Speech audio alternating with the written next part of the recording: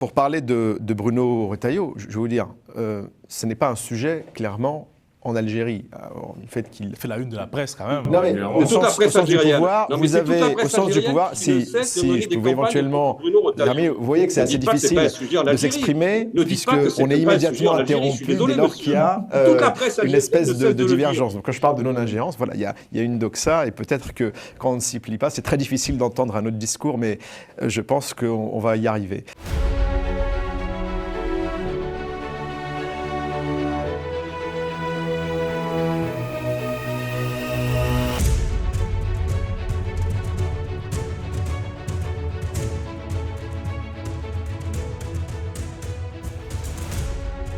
Bonsoir à tous. Le divorce est-il consommé entre Paris et Alger? Pour en parler, je reçois Ménad Ouchni, consultant.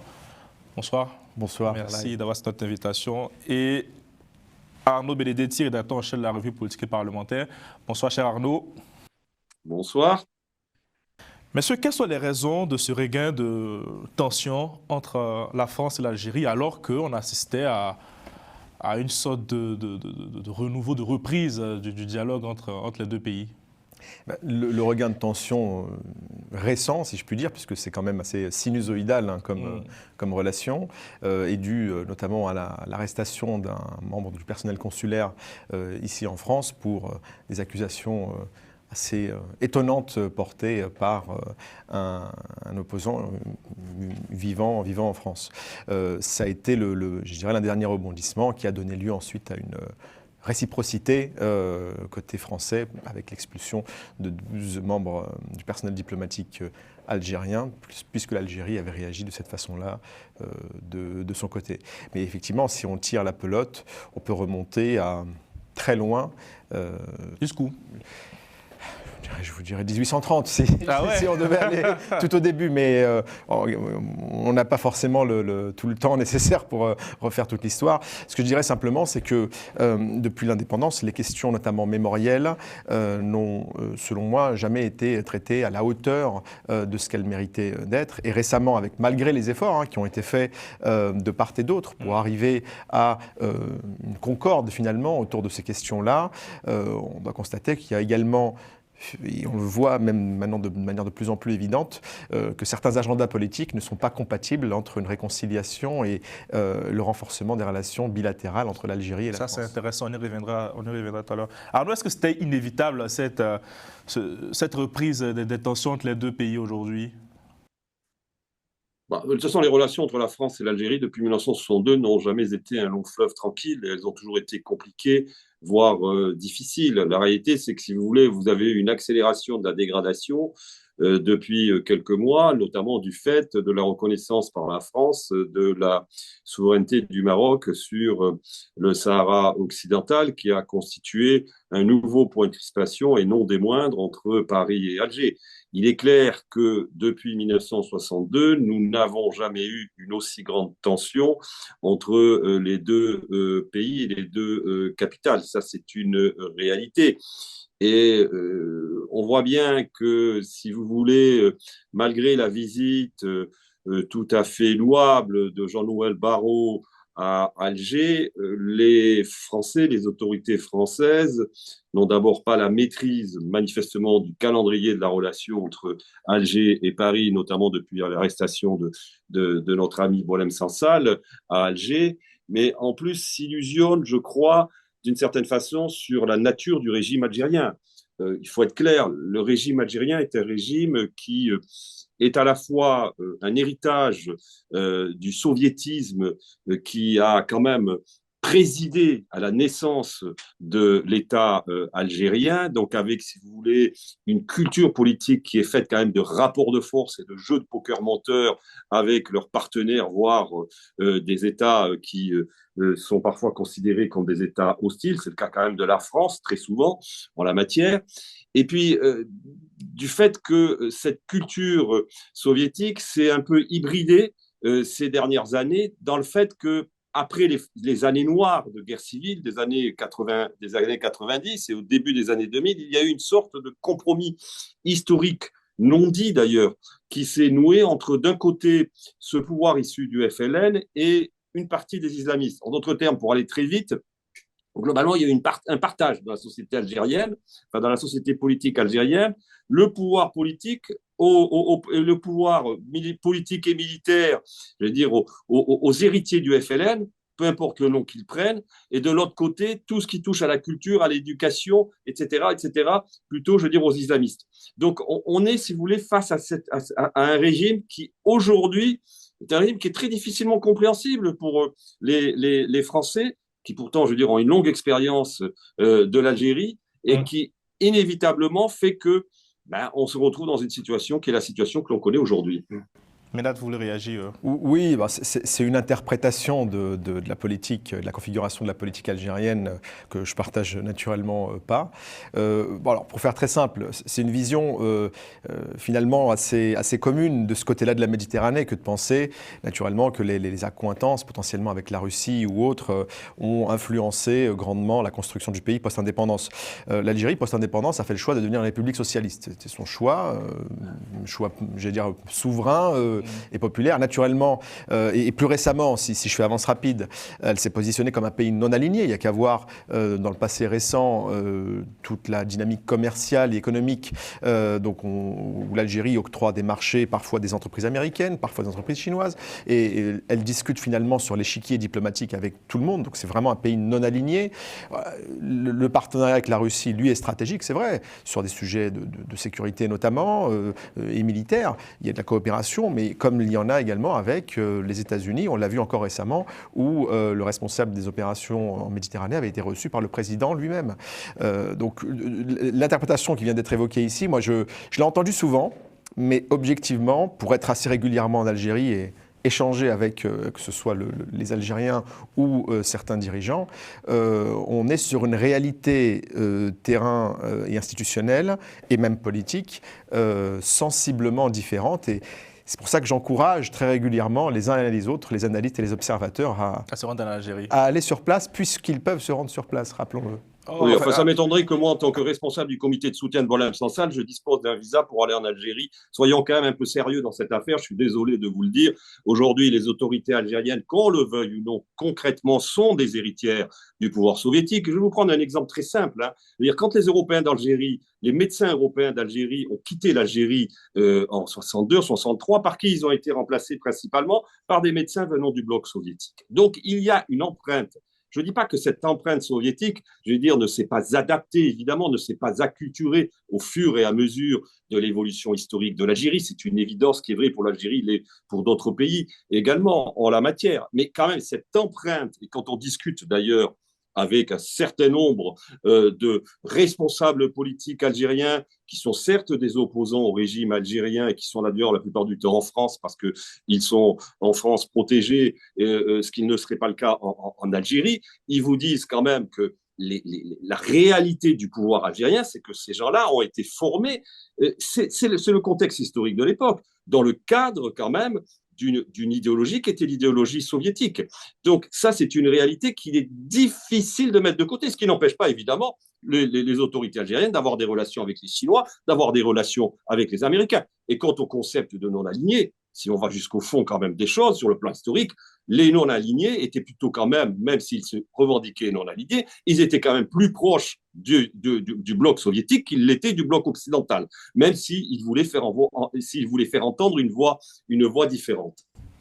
Merci Arnaud. En parlant des autorités algériennes, du côté d'Alger, on nous dit que la crise actuelle entre les deux pays est le résultat, je cite, d'une machination de Bruno Retailleau. Bruno Retailleau, le ministre de l'Intérieur. Est-ce que vous partagez ces propos, Arnaud? Non, mais attendez, je veux dire, il faut arrêter. Je veux dire, d'abord, le parquet national antiterroriste est indépendant.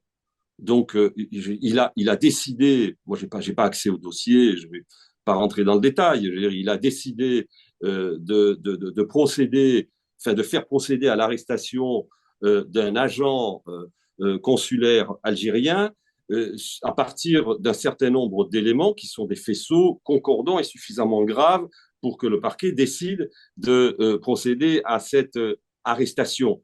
Il est clair qu'aujourd'hui, si vous voulez, le pouvoir politique en France et l'exécutif en France n'a pas intérêt de toute façon à avoir une relation conflictuelle avec Alger, et que les signaux qui avaient été envoyés par le pouvoir français, notamment depuis l'arrestation de Boualem Sansal, sont des signaux de très grande retenue. C'est bien la ligne quand même diplomatique qui l'a emporté depuis le 16 novembre dernier, déjà date de l'arrestation de Boualem Sansal.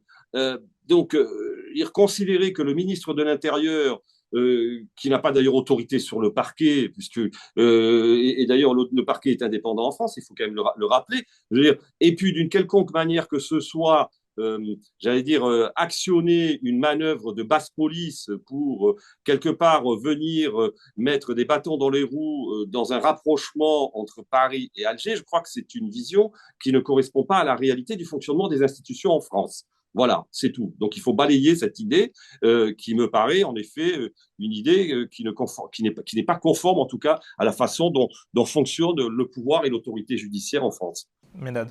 Oui, entendons-nous bien, parmi les sujets sur lesquels l'Algérie ne transige pas, il y a notamment le principe de non-ingérence. Autant l'Algérie a à cœur de n'avoir aucune ingérence dans ses affaires internes, et elle a à cœur également de ne pas en faire dans les affaires des autres. Dans le cas d'espèce, cette arrestation, la question n'était pas de savoir s'il était légitime ou pas d'arrêter un membre du personnel diplomatique, ou en tout cas consulaire, algérien.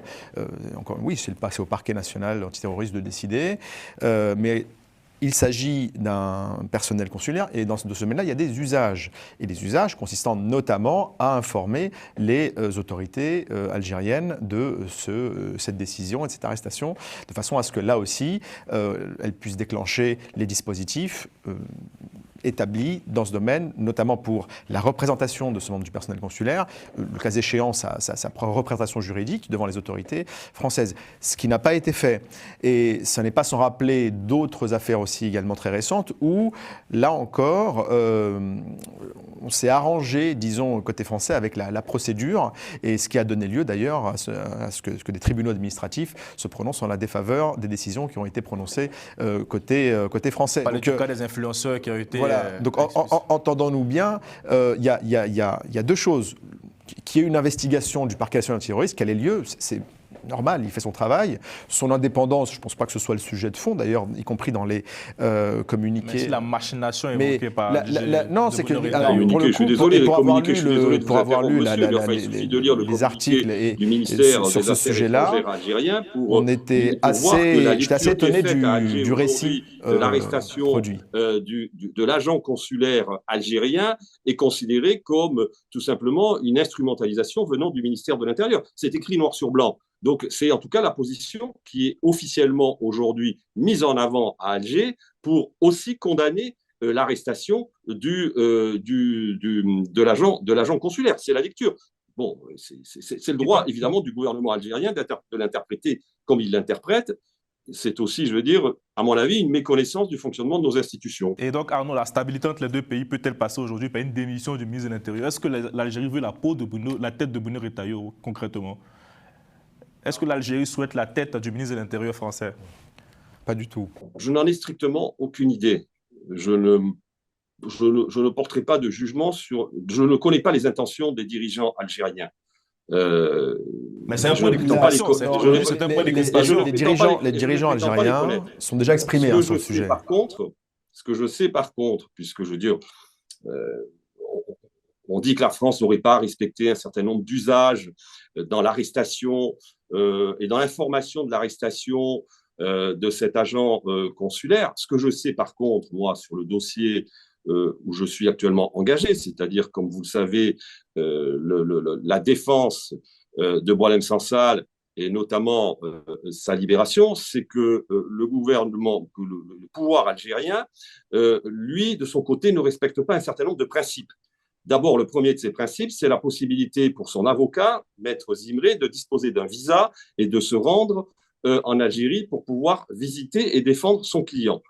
Je rappelle que depuis le mois de novembre dernier, au mépris de tous les droits les plus élémentaires de la défense, l'avocat français ne peut avoir accès à son client. Premier élément.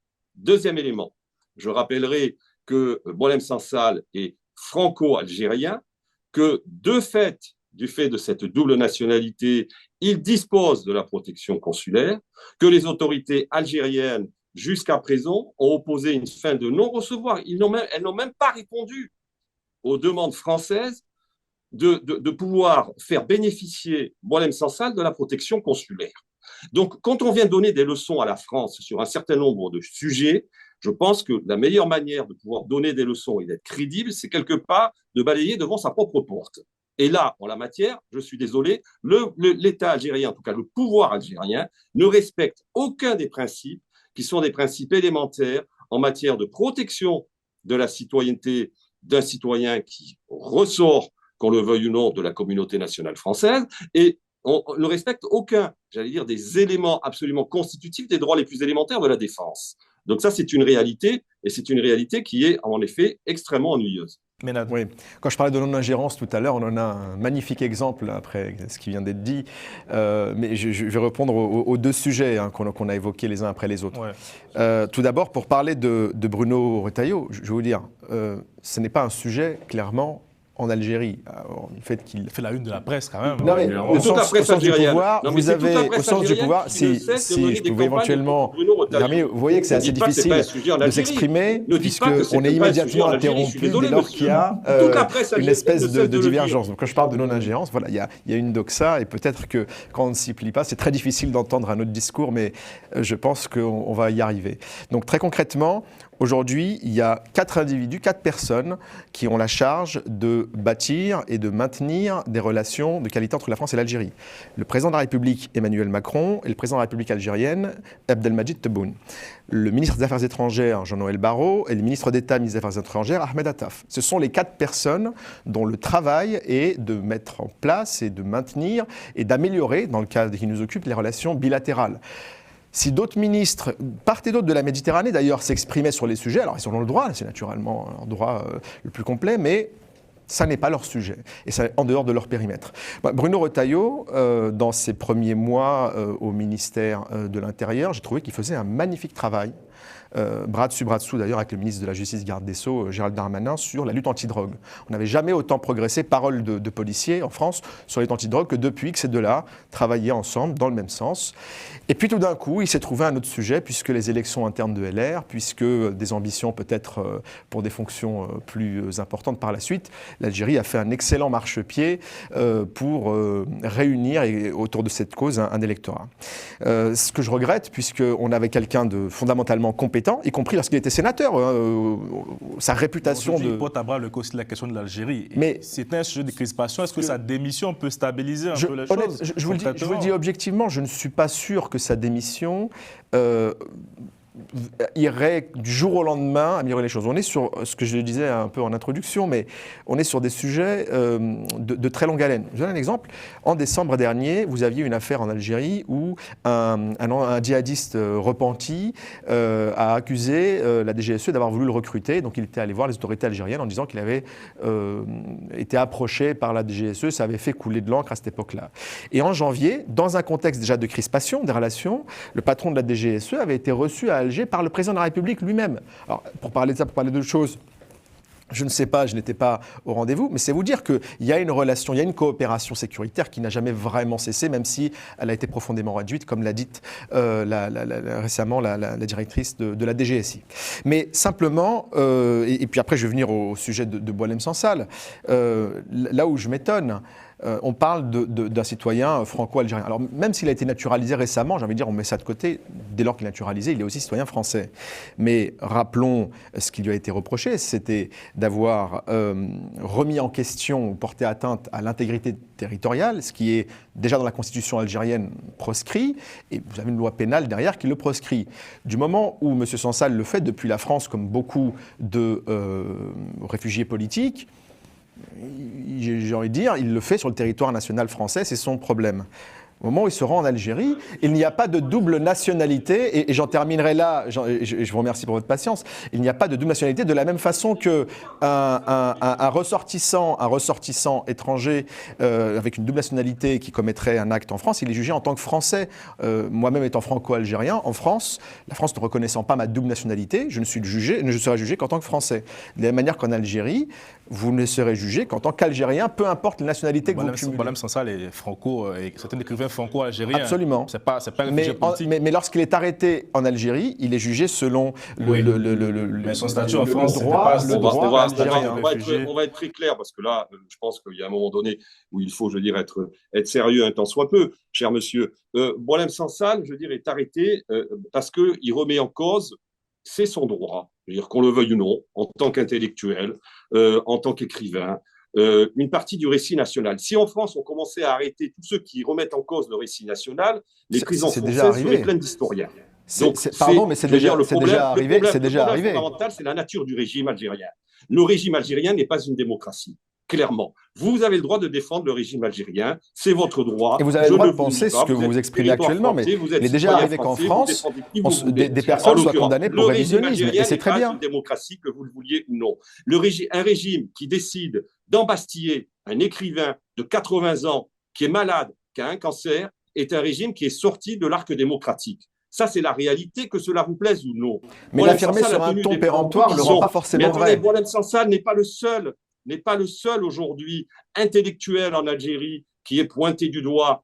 Vous voulez que je vous cite le jeune caricaturiste Gilas Aynouch, qui a été condamné à 10 ans de prison pour offense au chef de l'État, et auquel on a rajouté par contumace 20 années supplémentaires, à partir du même article 87 bis qui permet de poursuivre n'importe quel opposant qui remettrait en cause un tant soit peu au millimètre la doxa algérienne. Il y en a beaucoup comme ça. Monsieur Daoud, aujourd'hui, est l'objet d'une campagne, prix Goncourt 2024, est l'objet d'une campagne de presse et d'une campagne judiciaire contre lui également de la même manière. Oui, pour un sujet de violation de secret médical qui n'a rien à voir avec un sujet politique pour le coup. Elle va être je comprends qu'elle soit gênante. Est-ce que vous pourriez compléter votre liste avec les autres prisonniers français ailleurs dans le monde pour laquelle la mobilisation malheureusement est nettement moins importante? Écoutez, les leçons de démocratie et les leçons de non-ingérence de l'Algérie, il vaut mieux que l'Algérie se les garde en la matière, enfin que le régime algérien se les garde.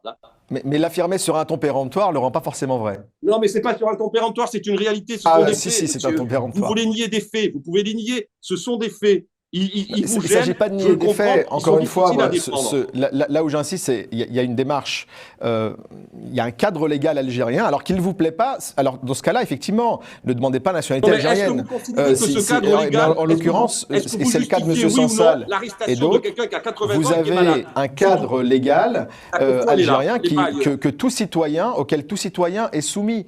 Et sortir de ce cadre légal-là, comme c'est le cas en France. Je vous rappelle qu'en France, on a déjà eu des condamnations d'hommes politiques très connus pour négationnisme, qui ont remis en question des moments de l'histoire douloureuse récente du pays, et ils ont été condamnés pour négationnisme ou révisionnisme. Ça existe en France. Pourquoi est-ce qu'en Algérie, ça ne pourrait pas exister parce que vous l'affirmez de manière péremptoire? Non, je ne crois pas. Je crois pas. Vous venez de le faire, en tout cas. Voilà. Messieurs, est-ce que, au regard des discussions qu'on a sur ce plateau, est-ce qu'on peut encore espérer à court ou à moyen terme un réchauffement diplomatique? Est-ce que le dialogue est encore possible entre Paris et Alger? Absolument, et vous avez utilisé le mot-clé diplomatique, c'est-à-dire qu'aujourd'hui, on a de part et d'autre la chance d'avoir, côté français et côté algérien, des corps diplomatiques d'excellente qualité, avec des personnes tout à fait capables de renouer. C'est de la dentelle, comme disait un diplomate récemment. Moi, je suis très dans la doctrine actuelle de Dominique de Villepin et dans le discours qu'il a aujourd'hui, qui dit que c'est le travail des diplomates. Ah oui, je sais, ça peut vous ennuyer aussi, mais c'est un travail de diplomate, c'est pas un travail tellement de politique. Et si on laisse les diplomates travailler, qui n'ont pas besoin d'autant de lumière que ça, justement, pour bien faire leur travail. Au contraire, je pense qu'il s'agirait de les laisser aussi travailler. Je suis convaincu qu'il y a une trajectoire vers une concorde dès lors qu'on aura effectivement mis sur la table tous les sujets que de part et d'autre, d'ailleurs, de la Méditerranée, on veut adresser. J'ai entendu par ici les accords de 68, par là la restitution de certains artefacts historiques algériens. Il y a énormément de raisons de s'entendre. Il y en a beaucoup plus d'ailleurs que de ne pas s'entendre. Et peut-être la libération de Boualem Sansal pour... Alors, en l'occurrence, quand Jean-Noël Barrot est venu, en visite il y a quelques jours, non mais et naturellement, et le président Macron, encore une fois, le ministre des Affaires étrangères et le président de la République ont sollicité un geste humanitaire, ce dont l'Algérie est parfaitement capable, et ce que l'Algérie a déjà fait. Mais bizarrement, à ce moment-là, on a beaucoup moins de monde pour le rappeler quand cela se produit. Ça a été demandé. Mais ça n'est pas derrière, en agitant d'autres foulards rouges, qu'on arrivera à cette concorde. Non, on n'agite aucun foulard rouge. On agite, monsieur, je suis désolé, on agite des principes qui sont des principes universels. C'est-à-dire, à un moment donné, un écrivain de 80 ans, malade, n'a rien à faire en prison. C'est aussi simple que cela. Et je note que vous ne condamnez pas l'arrestation et l'incarcération de Boualem Sansal. Je note que par ailleurs, vous considérez que finalement, puisque c'est vrai en l'occurrence, droit algérien, il est tout à fait légitime de pouvoir incarcérer un certain nombre d'intellectuels critiques. Et c'est ce qui nous sépare, et c'est ce qui fait notre différence, et c'est ce qui fait que nous nous opposons aujourd'hui. Mais ça n'empêche pas de pouvoir vivre dans le même monde, puisque je pars du principe que quand il y a un cadre légal et qu'on en sort, on prend le risque d'être sanctionné. Et je crois que là, il y a une véritable opposition entre nos propos, dans nos propos et dans notre conception que nous nous faisons de la démocratie. Et en tout cas, dans notre conception que nous faisons aussi du cadre légal de chacun des pays et de la non-ingérence, là aussi, je pense qu'on a une divergence, mais ça n'empêche pas de dialoguer également à ce sujet-là. Durant la guerre froide, c'était exactement le même discours. Arnaud Mananet, question c'était sur le pouvoir de la diplomatie dans ces temps de tumulte. Est-ce qu'on peut encore espérer un réchauffement pour terminer ? Non, mais moi, je suis le premier, à souhaiter un rapprochement entre la France et l'Algérie. Ni la France ni l'Algérie n'ont intérêt aujourd'hui à rester dans une situation qui est une situation aussi conflictuelle. On est tout à fait d'accord là-dessus. Le problème, c'est que aujourd'hui, considérer que la France, qui après avoir, fait un certain nombre de gestes, fait preuve d'une retenue extrême vis-à-vis de l'arrestation de l'un de ses ressortissants. La France ne porte pas la responsabilité de la dégradation accélérée de ces dernières semaines entre Paris et Alger. Et à un moment donné, il faut aussi regarder la réalité en face. Et on ne peut pas considérer que Paris soit, de ce point de vue, responsable de cette dégradation. Donc, que la diplomatie fasse des efforts, c'est absolument indispensable, c'est absolument nécessaire. Force est de constater que pour l'instant, la position extrêmement réservée de la France n'a pas porté ses fruits, ou en tout cas, elle a porté ses fruits de manière très aléatoire. Merci beaucoup à tous les deux. Merci à Moustapha Kanté, à Romain Clicquot de Menc à la réalisation. Bonne suite de programme sur Global Africa Télé Sud et à bientôt.